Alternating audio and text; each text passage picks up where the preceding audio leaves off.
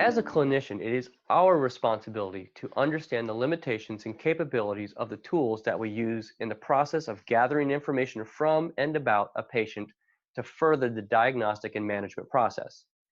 When we use a stethoscope to listen to heart sounds, we understand that it's more important what the tool is keeping you from hearing than what you are hearing. So even though one can hear the primary lub-dub of a heart with a toy stethoscope, we use a higher quality tool so that we can hear the murmurs and faint sounds that allow us to determine the presence or absence of pathology. In the same manner, video conferencing and other communication tools have their limitations and technical issues that a clinician needs to be aware of, which is what we'll be focusing on in this video. When clinically assessing telehealth-related technologies, it might be helpful to keep in mind the following. When a clinical provider is presented a patient, whether in person, by video, over the phone, or in a textual description of the condition, we inherently consider the information that we've been given, what we've been able to collect, and the differential diagnosis of possible conditions. The information collected allows a provider to eliminate various items from the differential list, while others remain until enough information is acquired to sufficiently remove them. In the office setting, this often means that after we've exhausted the amount of information that we can obtain through history and physical exam, we often need to send the patient for additional testing, such as labs, imaging, or various procedures to help remove additional items off of the differential, or help rule them in. In telehealth, it simply means that we are unable to remove some items off the differential when compared to those we may have comfortably removed when seeing a patient in person or a different setting. In this mindset, the goal to assess telehealth technology from a clinical perspective is to identify what information this technology allows one to collect, and more importantly, what are the limitations of that information, and how will that affect the differential diagnosis. An easy example, using some extremes, is to consider the resolution of a photograph or video. The lower the resolution, the less detail an image can portray. At a very low resolution, a provider may easily be able to determine gross findings, like the patient is missing a leg below the knee, and easily support a request for a referral to a prosthetic lab. But at that same resolution, have difficulty determining the characteristics of a rash enough to justify a request to prescribe a medication. In such a situation, the ability to work through a differential may or may not be impeded by the resolution of the image depending on the presentation of that clinical situation. As technology and devices dedicated to remote assessment improve, the clinical practitioner may also consider including this technology in the in-person exam and office setting. Most of these technologies are inherently designed to share information, and patients tend to be more engaged when they can see and hear what the physician is doing. This is no different than what clinicians do when they show a patient an X-ray and explain the findings. With telehealth technology, one can easily show the patient their eardrum, their red throat, or a retinal finding, all of which in the past haven't been very easy to share with the patient. Historically, video technology used in healthcare was referenced as video conferencing, much like it is used in the business world to support a meeting or conference room where numerous individuals participate. This makes sense because for all practical purposes, it was the exact same equipment.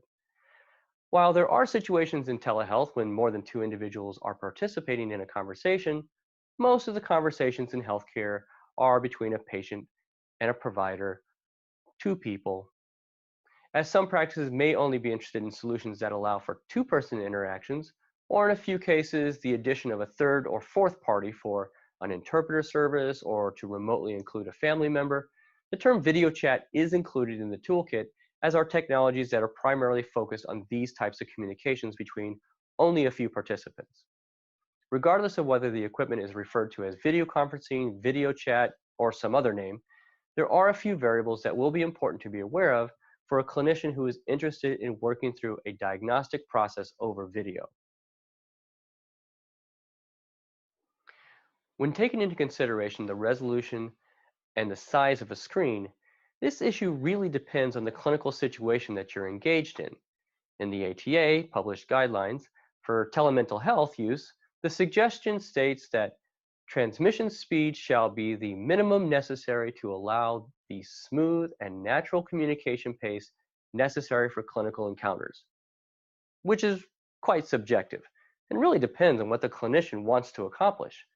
The ATA guidelines for teledermatology state that the technology shall have a minimum of 4 CIF, which is 704 by 480 pixels, or higher.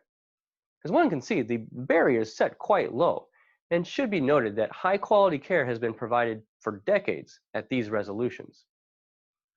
With the rapid adoption of cell phones, the situation may have been created where there are very small screens that have very high resolution. Typically, large hospital systems purchase monitors in bulk, and they're usually about 17 inches and a typical resolution of 1280 by 1024.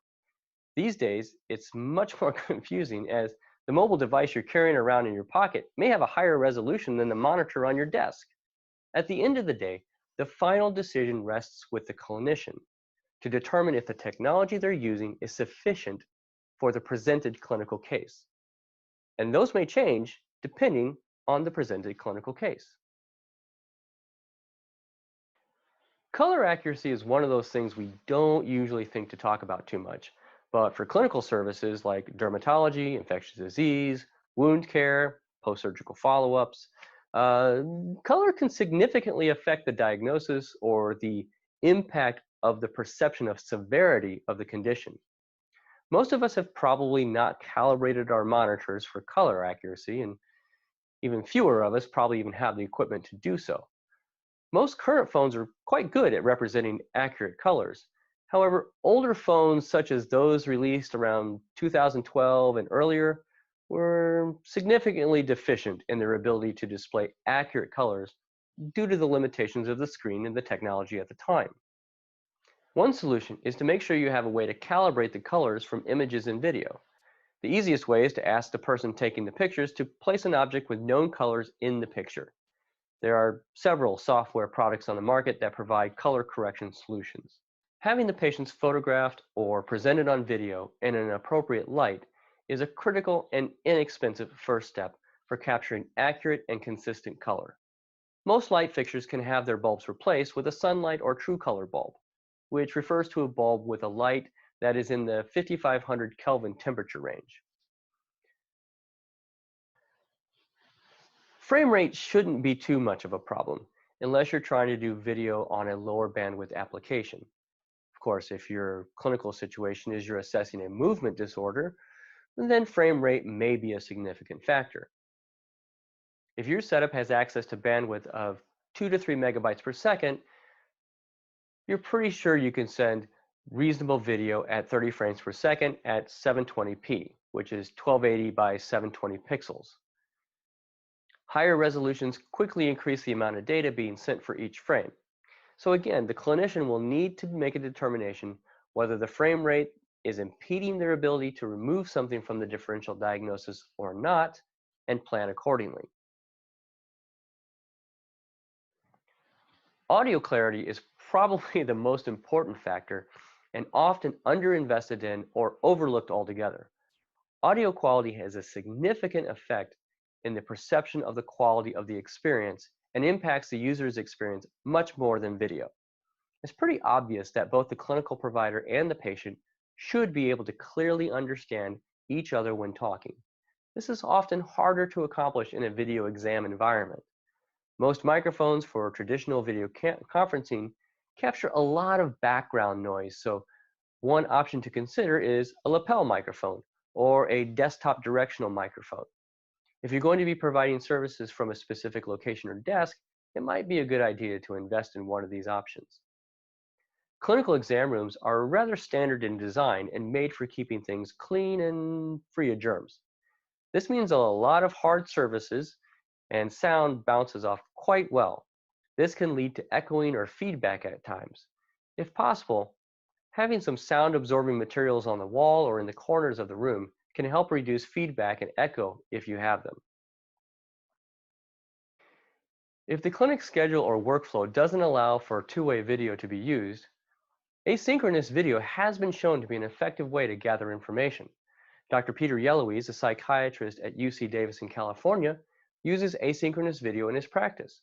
In this setting, the history and physical exam obtained at the remote site is recorded and sent to Dr. Yeloise. At his discretion, he then evaluates the content and replies with his impressions and any issues that needed to be clarified or further explored.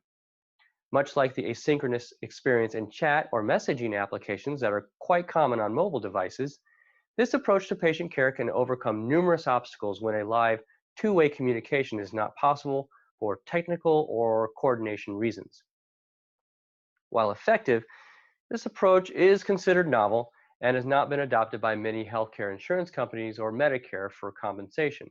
So the adoption of asynchronous services is most attractive for capitated markets or those services funded outside the insurance market.